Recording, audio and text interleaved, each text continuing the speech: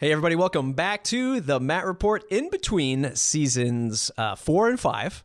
So, of course, many of you have been following along. You can get season 4 at mattreport.com/season 4. That's the entire 10 episodes of that season. It was a great season. And I'm really looking forward to season 5. I've sort of been teasing it a little bit. It's got an interesting twist halfway through. We're going to shake things up. But that's not going to be revealed until we're in that season.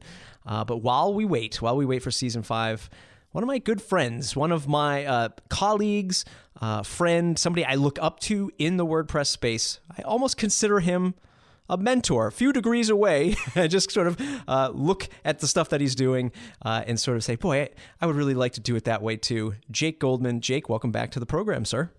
It's great to be here. Be careful, you're going to give me a big head before we get into questions. Yeah. Don't worry. We're going to talk about agency life, so then we're going to really deflate both of our egos. Bring me down. So Jake, for folks who don't know who you are in the WordPress space, who are you and what do you do? You don't know who I am?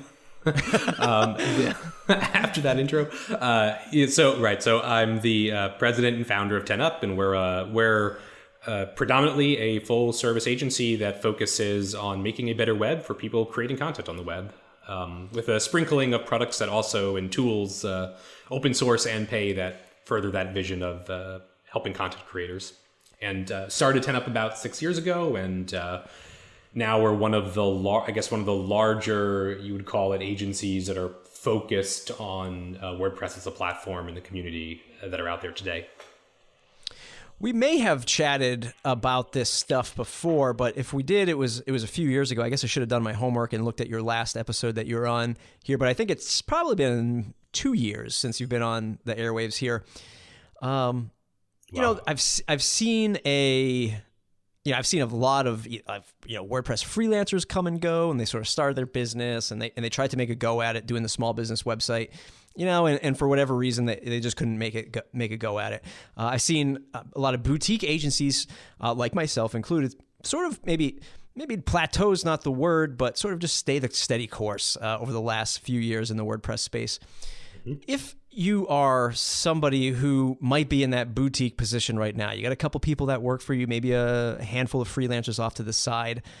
Are there any words of encouragement to get to sort of the bigger agency model? Like looking back at yourself maybe 4 or 5 years ago, would you be able to tell yourself, buckle down and get ready for this ride? And if so, what is that in the agency world that maybe people just don't realize? There's a few things in there. I mean, I definitely did not expect when I started the company that I'd be sitting here talking to you this many years later at the scale that we're at now. I think most businesses that are doing so organically, I think it's probably a bit of an exaggeration for anybody to say that they exactly plan their growth. I think you strike out at finding your place in the market, finding your customer base, finding your strategy. And I think most companies, the truth is, sometimes they touch the right nerve, sometimes they hit the right approach, the right strategy, the right customer base, the right lead sources, and are, through a combination of hard work, but also luck and timing and positioning, are fortunate to ride a very successful wave. I think it is important for people to remember. I think it's easy to look at 10up and probably disingenuous to look at me and 10up and say, like, this guy, Jake, fell out of the sky on February 11th, 2011, and suddenly built this company overnight. The truth is, I'd been working in agency consulting services, doing agency services for the better part of 10 years before I started 10up. The prior 3 years also, working in CMSs that were open source like WordPress and Drupal, and, networking with and building relationships with people in our space. So the truth is, February 2011 was the time that I started 10up. But the truth is, I'd been building a network, building relationships, been doing consulting as a solo freelancer, or sometimes outside of work as part of small businesses for a long time. So I started 10up with a lot of rocket fuel under me, a lot of relationships, a lot of contacts, a lot of insight into how to attack this kind of business, which is maybe my way of saying, like, it took me 10 plus years to get to the point where I was ready to build 10up and was able to help this thing take off. And that, I guess if I want to be inspiring here, if you stay at it, if you continue to build those relationships, if you continue to build those networks, if you continue to think about where you can differentiate yourself in the market, it can happen to you too. You fell out of the sky. You just happen to hit all the branches on the way down, right? Just sort of going through all the pain points. Yes. People think it was just like this graceful landing. Right. I'm just looking at the blog post over on 10up.com. Happy 6th birthday. And one of the first bullet points here is from I believe from the last company anniversary. We saw 4 clients projects nominated for the Webby Best Internet Awards, one client taking home the gold, and 3 winning the People's Choice Award. I mean, just putting that into context, so many people think that, well, they see that and they go, well, I'll just find the clients that will win the Webby Awards, or they will have the projects that will actually put me in place of that. That's not and I'm saying this sort of tongue in cheek, like that's not a strategy some people should go with. But I know that it exists. But people say, well, I'll go after the clients that they go after, and maybe that'll help me achieve this sort of air quotes success in my agency. I mean, this wasn't a strategy. This just happened to be something that you came across. Are there any sort of threads that you can pull and say, here's how you find these types of good clients? Or is there a formula to crafting a better portfolio over the years? That's a good question. I will say a bit equally glibly, I was surprised as anybody else when we saw those award nominations. It was not, I mean that obviously a little bit glib. Obviously, I'm really proud of the work we did on those sites, but we didn't go after those projects saying, oh, goody, the Webbies, which all of, maybe a few hundred people who make websites care about, is the strategy here. And that's why we want to win this project. I think, it's a good question. I think that, my strategy, I want to say, is one that's very, the word organic comes to mind again, is very authentic in the sense that I really believe, maybe to the point of naivete of, if you really put yourself into doing good work, to doing your best work, to being thoughtful, frankly, to not trying to take shortcuts, you'll get to that place. I've always been, which I've encountered throughout my career, I've always been dubious of people that thought there was a shortcut to that kind of recognition or that kind of success, some way to just fast forward and have some secret sauce to just, jump all the way ahead to those kind of awards or those kind of accolades, where I really think, like when we talk about that falling and hitting all the branches on the way down, my sort of 10-year trajectory before starting 10 Up, which then in and of itself probably took a few years to get to that place and get to that position. It came from just really trying to do good work, genuinely trying to help people, knowing that it's a slow burn to those kind of relationships and those kind of deals. And I don't really think there's some magic shortcut other than genuinely showing up every day and be willing to doing your best work. The way back to, my first projects, I could laugh in retrospect at what I sold, my first consulting project budgets for and the types of customers I was working with, at the time. But you start somewhere, right? And some of the first projects I did on the web were pro bono and were not interesting at all. And not just because web trends were ugly 10 years ago, but just because genuinely looking back and feeling like that's almost, I'd probably be embarrassed to show anybody that work. But what it speaks to is you, over time, make that investment, you build those skills, you build those relationships. And maybe I'm just being repetitive, but trying to think that there's like some shortcut that I'm keeping to myself where I knew the person to call, now let me skip all the way to winning making a Webby award-winning site is just not how it went. Right. It's just, look, one of my last guests was Mason James of Valet. And we had a great conversation talking about sort of how maybe his business is shifting with the market, where maybe he's not all in on WordPress anymore. If somebody comes to him with a well-built Drupal site, he might, with all the stars aligning, he might, take that under their portfolio and support that customer. He also might start branching out and doing more creative work, not just for the web, but maybe in some kind of marketing branding fashion. I'm looking at how fast an agency like VaynerMedia, which is run by Gary Vaynerchuk. If people don't know him, he's sort of like this really loud talking head. You could maybe take him in small doses every now and again. To listen to him every day might be a little bit of an overload. But I'm just looking at sort of how fast his business is scaling, and it's all sort of like this. Or at least from the outside, this sort of content marketing, branding, creativeness. I don't hear much tech stuff going on there. From where you're sitting, which is a little bit high, not a little bit, but a lot higher than a lot of us in the agency world, in the WordPress agency world. What does the market look like for you? Are you starting to sort of evolve 10up to something that's more than just sort of WordPress development? Is it already there and we're just not sort of digesting it that way? In the parallels of like these large 1,000-person agencies like a VaynerMedia, what does that look like?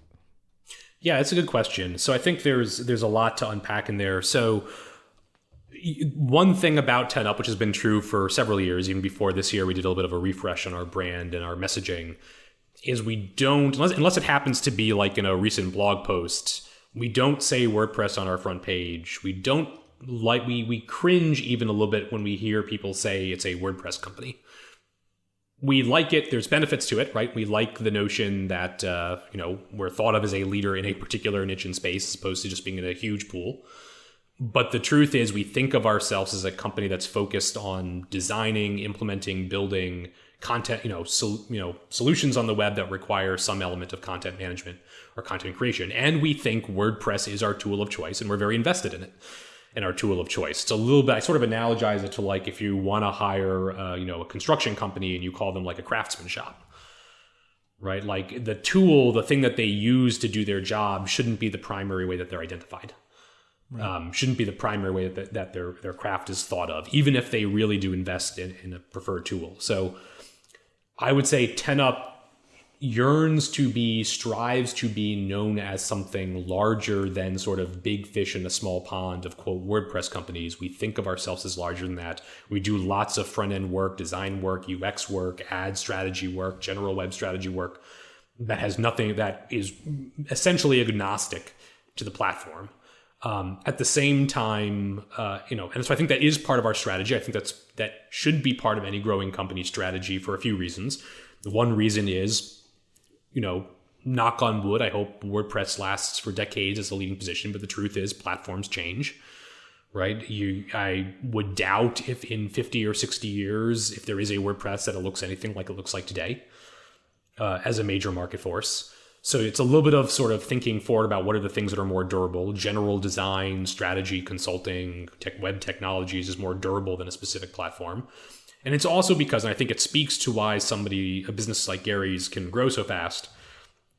The other challenge there is, I'm trying to think how to say this, but at some level being known for a technical craft, like implementation of a specific platform, can become a zero-sum game in the sense that you want to prove that you can leap over a hurdle of do it very well in ways that are secure, reliable, scalable. But that's ultimately a threshold question, right? It's ultimately a logic question for people evaluating you, looking at your price point, asking themselves, are they good enough? Do I have enough confidence in their ability to do these technical things, to work with this tool in a way that are reliable?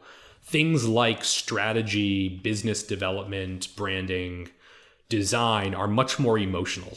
There's much more of a spectrum of, art can cost $1, art can cost $1 million, right? Or $10 million. And I think when you have a strategy that builds an emotional connection to a prospect or a client, rather than a sort of fairly binary, can you do this one tool thing well, there's a lot more potential. And growth and upside. You can show somebody a design that's agnostic to a CMS and have them say, my God, whatever the price, I want that. That's what's right for my business. That's what's going to grow my business. At some point, it's hard to do that if you're just really good implementers of a specific piece of software.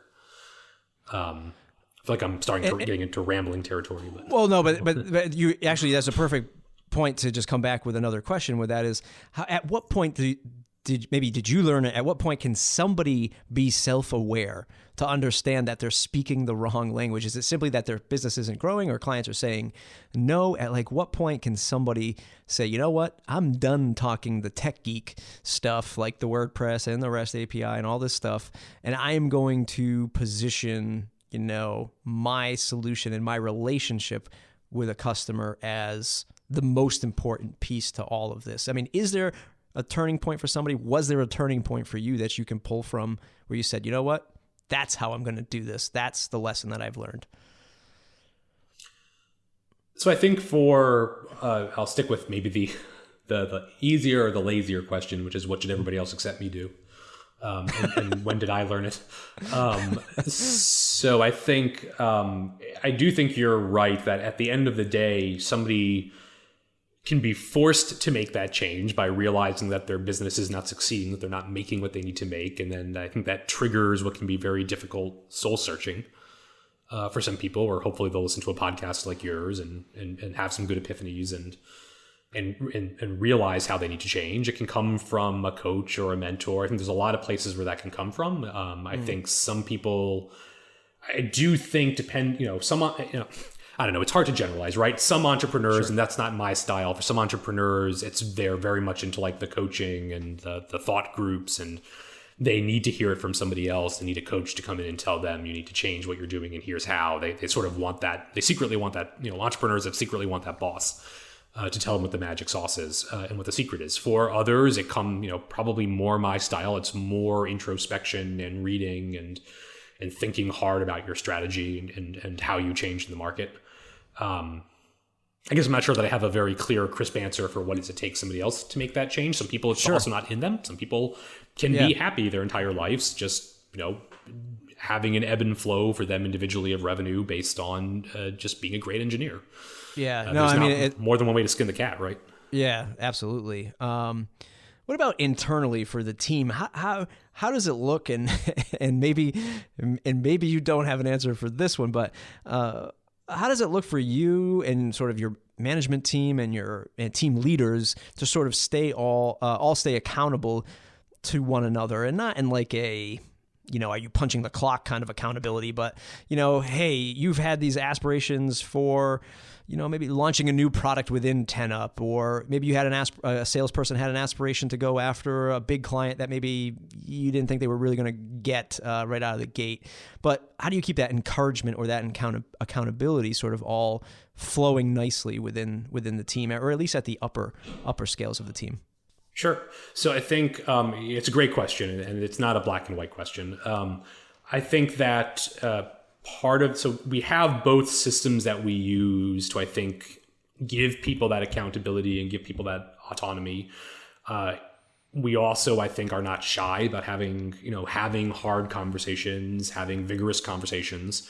When we think somebody's off base, a lot of it just comes from being, as a owner, as a boss, just being very transparent with people and not being afraid to sit down and have a hard conversation with an agenda that says, here are ways in which I think we're struggling. And I think we need to evaluate whether this is continuing to work, or it's how we get back on track, or whether we're too far away to get back on track. I think some people, maybe I'm going off on a bit of a tangent, but I think in many companies, in many businesses, leadership or not leadership, people can confuse hard conversations with aggressive or confrontational conversations, which causes a lot of avoidance of hard conversation. There is a sort of like art as one matures in their position as a leader within a business or in any role, where you have to learn how to have an uncomfortable or a hard or a difficult conversation without it feeling personal and without it feeling confrontational.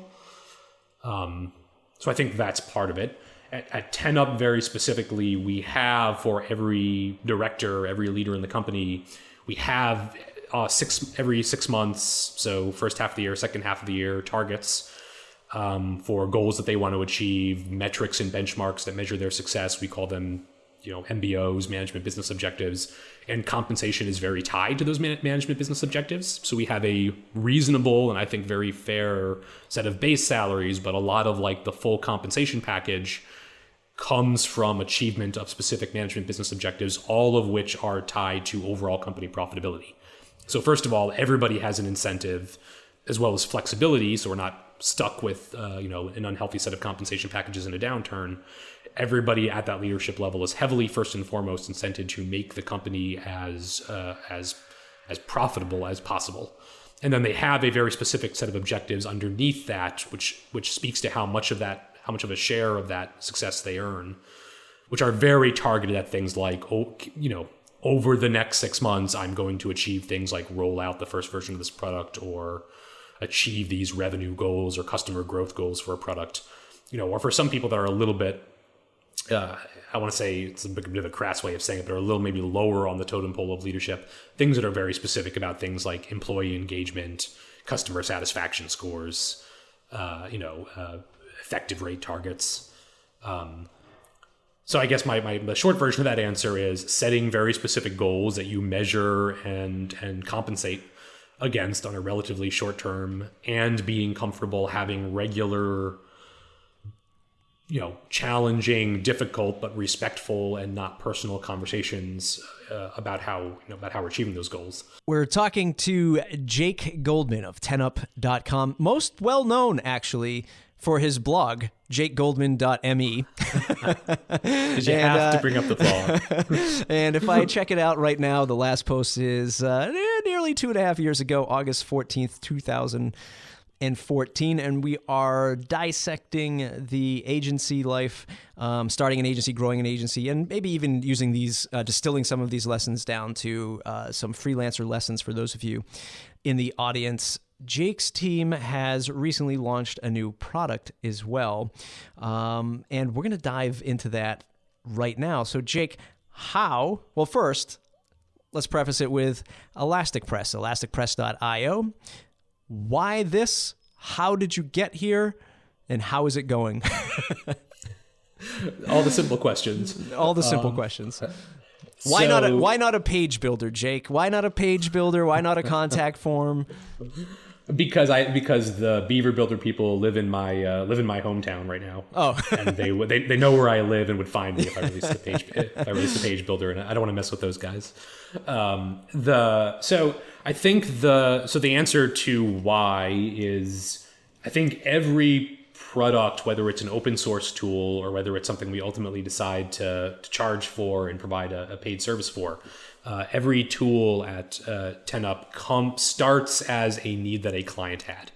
We are not a product company in the sense that we scan the market for like a total gap that we are not already feeling or seeing in our customers and then build the solution on that basis. We see challenges that our customers are facing. We see gaps in the market, gaps in solutions, are determined to provide an answer to our customer. And sometimes we step back and say, you know what, this should be available to more than just our customers. This is more than a one-off kind of a thing we can provide. So a good, highly performant search and querying experience, which I know is a bit of a mouthful, but I can elaborate on. It has been, I think, a pain point, a particular pain point for a certain profile of customer using WordPress, a certain profile of customer in the enterprise or with very high-end requirements around search or filtering for a long time. Fact is, WordPress is built on MySQL, which is, of course, an open source, more traditional, a relational database engine. If you follow the growth in platforms like Facebook and Twitter and LinkedIn and any sort of social network or platform or high volume tool, search platforms, you'll know that traditional relational databases don't scale. They just don't perform well when you get up to that level of sophistication and that level of users. So there's been an emergence of a technology, sort of NoSQL technologies, of which Elasticsearch, which is a open source NoSQL indexing tool, is one. So Elasticsearch has been popular for a number of years. There have been other extensions that plug into Elasticsearch for a long time. We came in first with a plugin because we felt the plugins that were out there that connected to appliances like Elasticsearch were lacking. So we built a plugin over time that made it really easy for a WordPress developer to talk to, without learning a whole new querying language, to be able to talk to a platform that scales better for search, that scales better for complex querying like Elasticsearch. What we found as we built that plugin was a few things, one of which was to really make this work well and work smoothly for many of our customers' expectations. We really needed to manage both ends, both the integration in WordPress, the plugin, but also the setup and hosting of the environment. In the same way that companies like Pagely and WP Engine and Automatic and Pantheon and on have set up very customized WordPress hosting, because they know it's not getting WordPress to run very well is not as simple as finding a generic, Apache, PHP, MySQL host and just setting up the software out of the box. Same deal with Elasticsearch. So to try to maybe shorten the answer, So we wanted to provide a hosted experience. We set up a hosted version of Elasticsearch that we configured, that we make sure worked harmoniously and seamlessly with our plugin, that took care of managing upgrades to both the plugin and the Elasticsearch.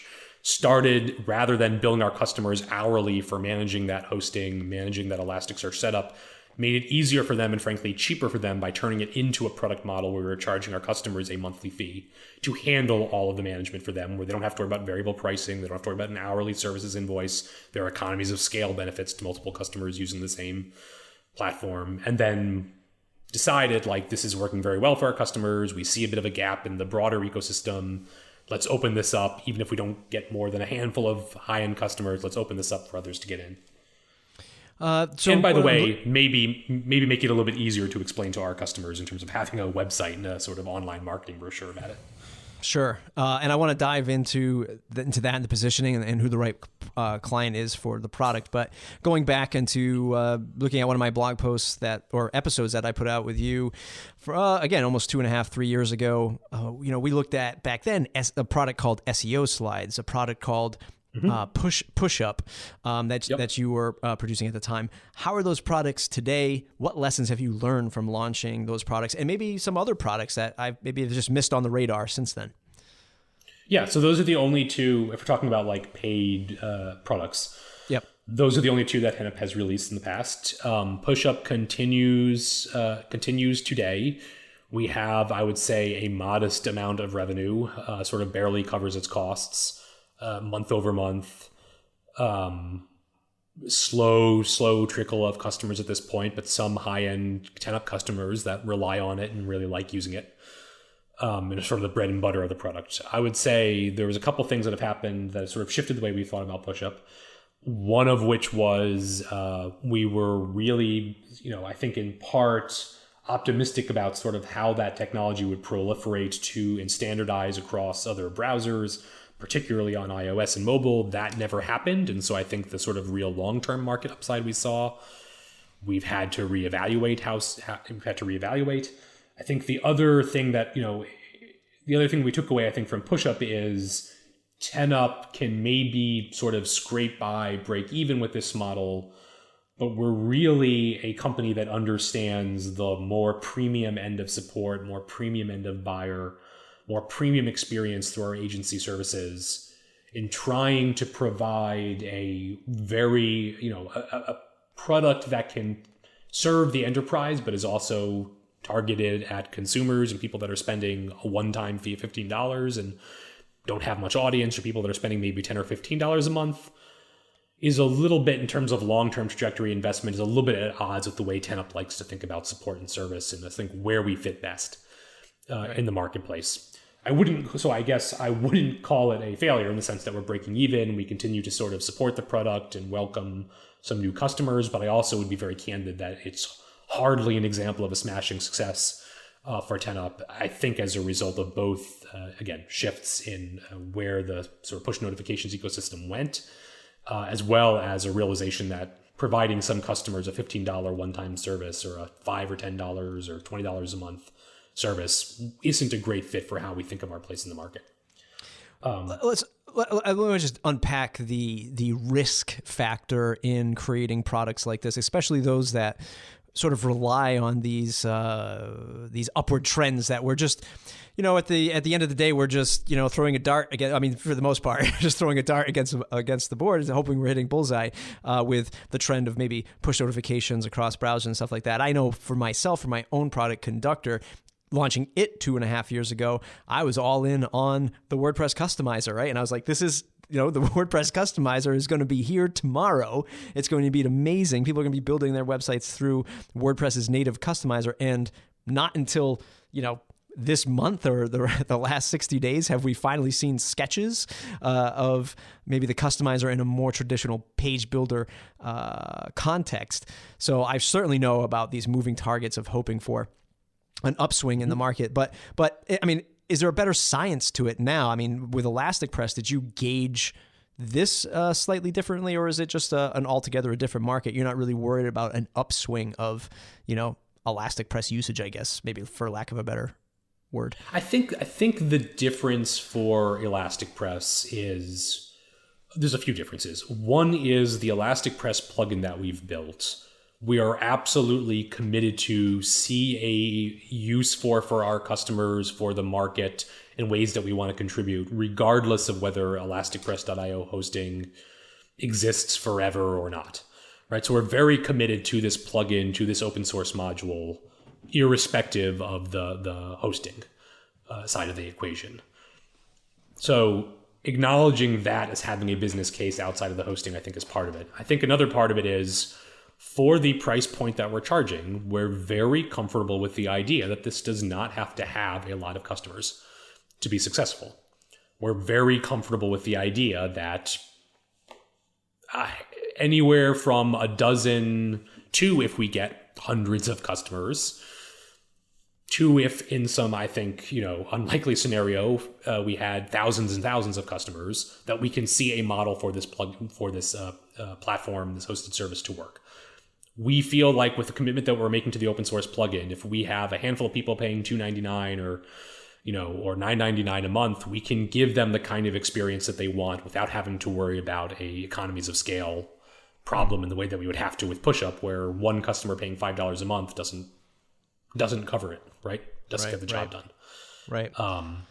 Is there a different, are you going to engage with a different sort of maybe marketing strategy, or maybe an outbound sales strategy for this type of product, being a more premium price point?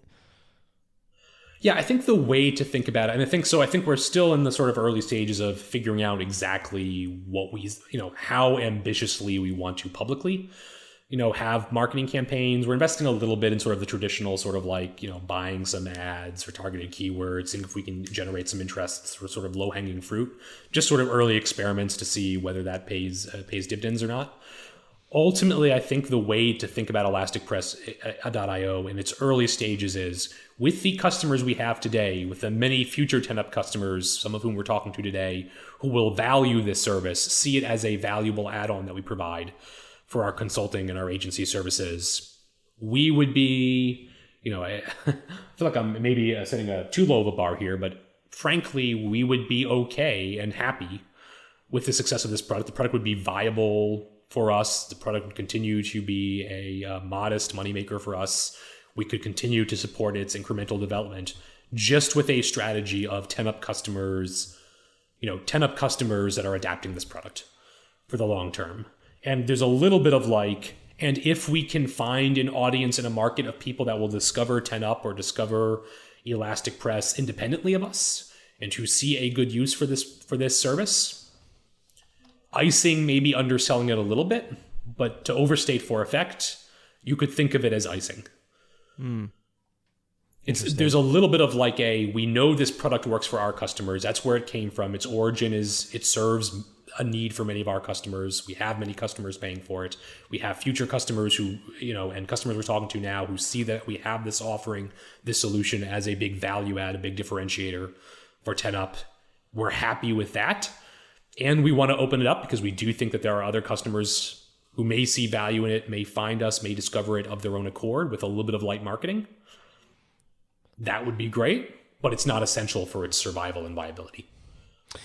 A few years ago, we chatted at PrestigeConf, and we sort of just had a sort of in passing discussion about the product space in general, in terms of back then, 2.5 years ago, maybe 3, about WordPress products, and them being sort of a viable business, right? Can we really build a big business with WordPress products? And again, fast forward 3 years to today, iThemes is obviously still here and rocking and rolling. Studio Press, or I should say Copyblogger Media with Rainmaker and their new Studio Press sites and themes and stuff like that, of course, rocking and rolling. And Vado as a massive marketplace, obviously doing real well. And there's maybe a handful of others in there that I'm forgetting. But I mean, are you still looking at, or I guess I should say, are you still not bullish on WordPress products? I mean, do you still think that something else has to happen to make really big business for a WordPress product? I would say that I want to calibrate this a little bit. So let me start with I'll start this time with the simple one and then elaborate a little bit.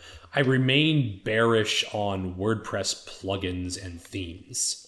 as a vehicle for building a larger business.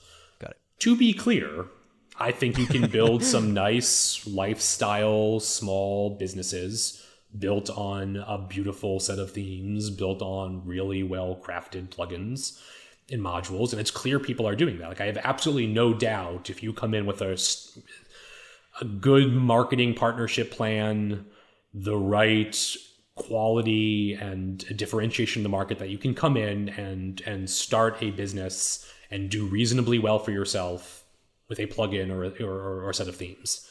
I don't see any of those businesses becoming, large 50 plus, 100 plus person companies. Got it. Maybe I lack imagination. Maybe somebody will prove me wrong, but I don't really see that. I kind of feel like I think the argument would be, sorry to cut you off, would be something like an Instagram where there was maybe 10, 11, 12 people working on. I mean, again, I understand not the same context, but in terms of team size versus what the company sold for, I almost said revenue because I don't think they were making any money. But I think there were like 12 people, $1 billion or something like that. I mean, I guess, could somebody make a unicorn in the WordPress space with a small team, or not measure big business by surely just the amount of people that they have hired? Right. So I guess when I'm talking about sort of like size of business, you're right. There's a little bit of a conflation there between sort of revenue and margin and team size. Although I don't, even if you look at like Facebook, even Automatic these days, I don't know many companies that earn that much revenue and ultimately stay 15 people. I think looking at the Instagram, it wasn't really revenue, right? It was a acquisition opportunity. Even that was sort of, to this day, sort of, I think we kind of laugh at it, right? As sort of an extreme example. Yeah. I don't think there's a $1 billion WordPress plugin waiting to be invented. Yeah, me either. I could be wrong. I hope I'm wrong, but I don't see that. Now, I do think I do think there are opportunities in the WordPress space to build, maybe I don't even want to restart that sentence, but I do think there are service opportunities or hosted service platform opportunities in that intersect with the WordPress space that can become large businesses. I think frankly, as most of the industry does, right, outside of WordPress and technology at large, and the industry at large, I think the industry sees the money in software as a service, right? There's a reason Microsoft and Adobe and everybody in the world is switching to a recurring hosted services model. Even Apple's largest revenue growth area is their ongoing hosted services, not their standalone software products, which they mostly give away for free now. Obviously their hardware is the lion's share of their revenue, but it's not the growing one. So I do think something like a hosted end-to-end service like ElasticPress, I do think there are even spaces for some of the hosts in the WordPress business to get larger and, and add more volume. I think there are lots of opportunities for recurring revenue models that provide a consistent back-end service that extends what WordPress does, with some integrations to build large businesses and build very successful businesses. And I think there is also a space, again, for small to medium businesses to have success with plugins and themes. I just don't think there's a rocket ship there. One of the things you mentioned, or one of the statements you had earlier, was we might not know WordPress as we know it 5 years, 10 years from now. I've been hearing that on repeat with a lot of sort of thought leaders in our space talking about WordPress. So, and you've just brought up again one of my secret little things that I like to sort of follow and just really break down as I see things shift, which is WordPress hosts. So, how will WordPress change over the years? Like, what is it inside of you that thinks WordPress will be different 5, 8, 10 years from now? And where is that going to come from? Is that going to come from our REST API and the technologies that we're building into WordPress? Or is it going to come from innovation at hosting companies and these sort of flavors of WordPress as they roll out their own experiences of WordPress? How will WordPress look different, or how will WordPress look differently 5 to 10 years from now? What will be the driving force behind that? Yeah, I'm not the best prognosticator of 5 to 10 years. I'm the guy that didn't think 10up would be a 100-person company in 5 years. So I'm always a little bit cautious on the prognostication. I think that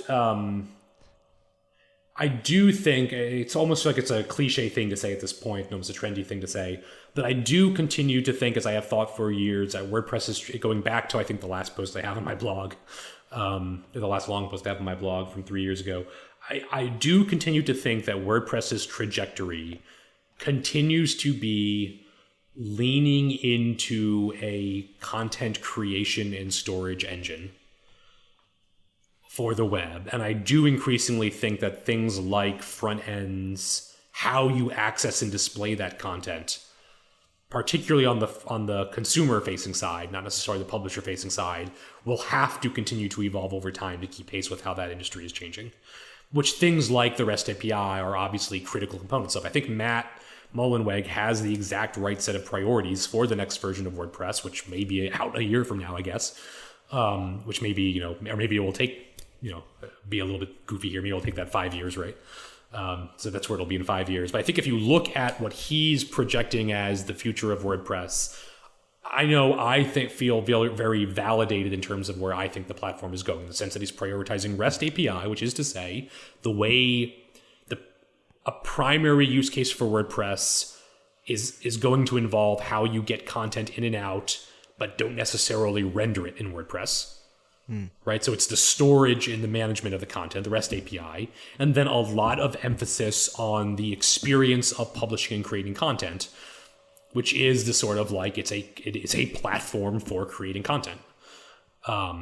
Is a platform for going in and writing a story. The truth, I think the truth is, the reason people pick WordPress, the reason companies and businesses pick WordPress, is because it has a lot of mind share. It has a lot of familiarity for, as far as products that are highly extensible and open, how to create and publish a story.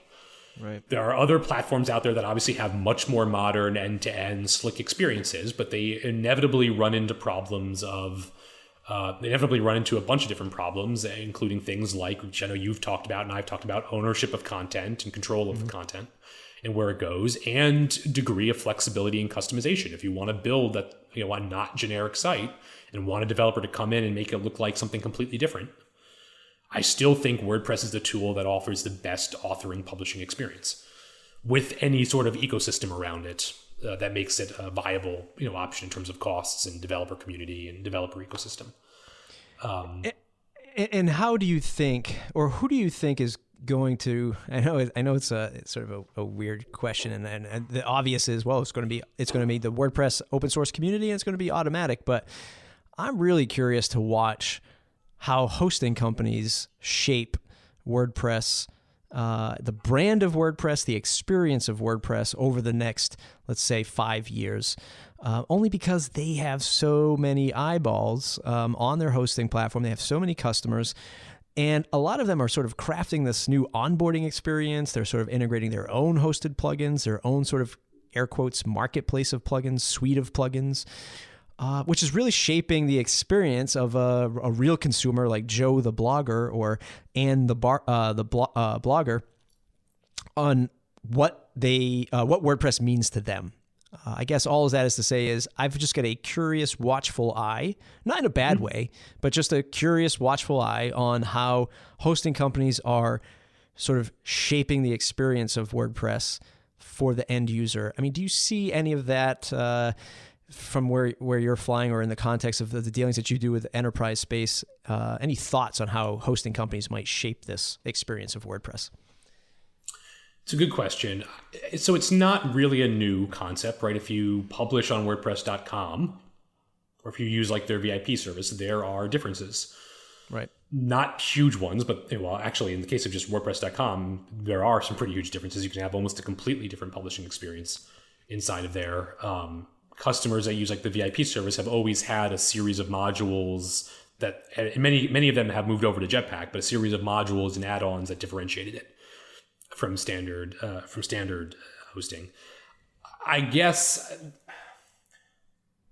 I will say I am equally having a watchful eye on it. There are places where I think that innovation is extremely useful, which are more of back-end integrations that are sort of seamlessly fold into the WordPress experience a little bit more behind the scenes.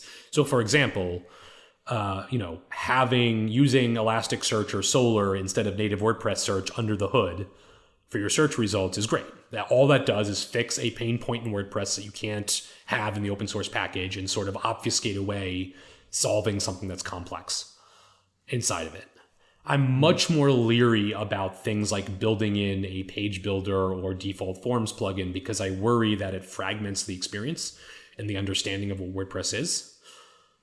In the same sense that like platforms, in the same sense that you have like Google creating pixels and stuff now, because it's like, what do consumers know what the Android experience is?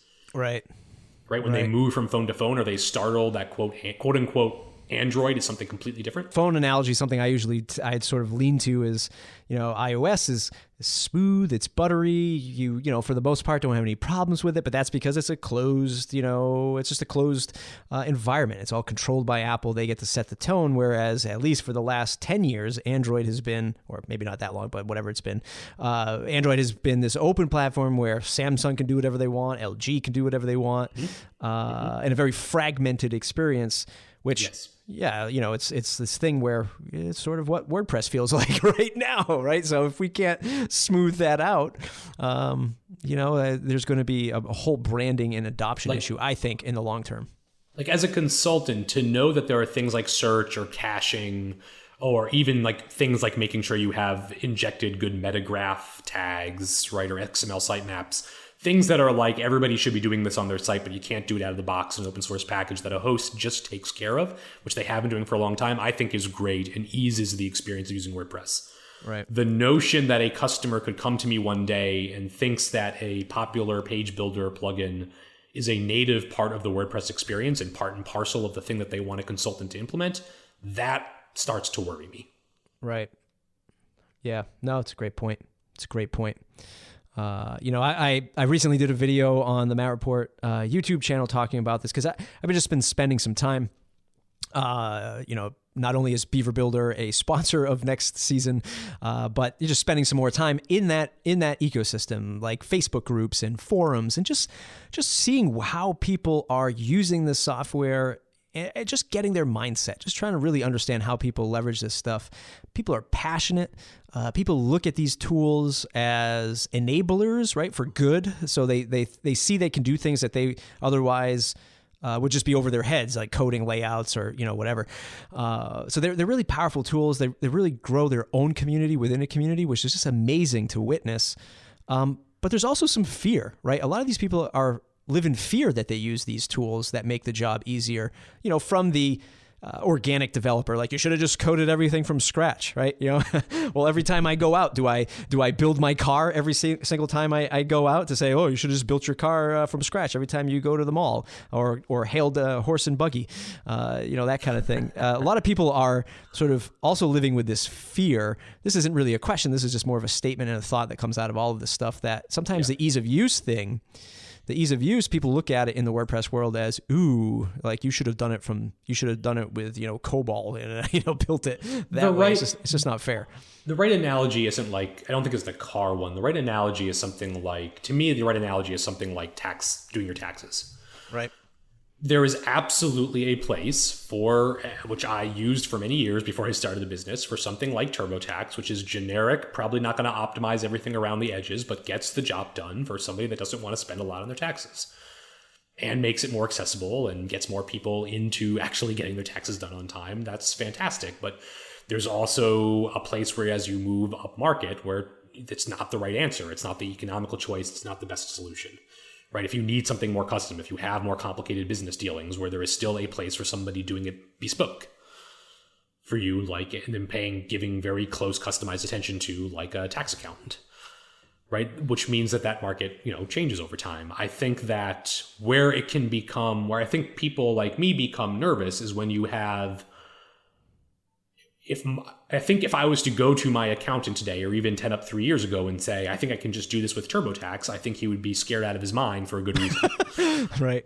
About what the heck I'm doing. Right. And I think what concerns me is not that there are some people building their first website, throwing up a quick restaurant website they're not going to spend a lot of money, don't have complex needs, that are looking for a simple, off-the-shelf solution. I think that's fantastic. I think what worries me is when is if you try to create the illusion that something that has a higher end need, something that does need to be more crafted, something that needs to deal with performance, and all the things that are involved in SEO today, and all the things that are involved in creating a really smooth, clean, intuitive experience, where those audiences start to think there's just a front page like thing where I can do this myself.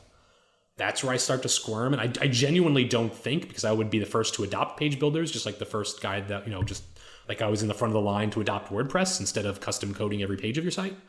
I'd be the first in line if I thought like page builders were even close to at a point, or the technology was even close to a point where it was right for a higher end customer.